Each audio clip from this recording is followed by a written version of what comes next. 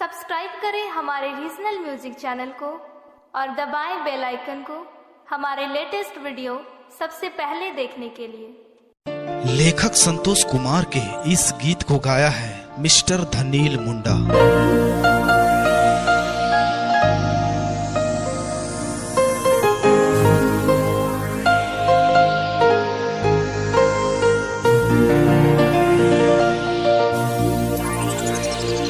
वो कभी सोचा न था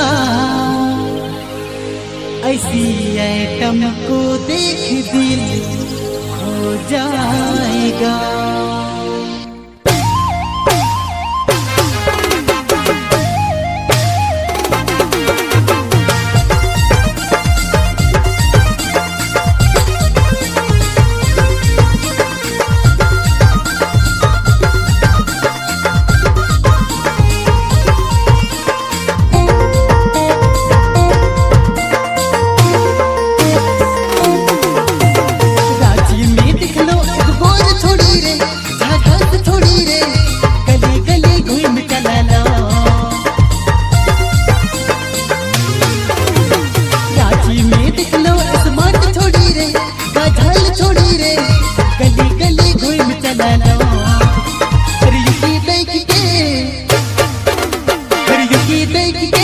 अरे ये देख के दिल तो धड़के ला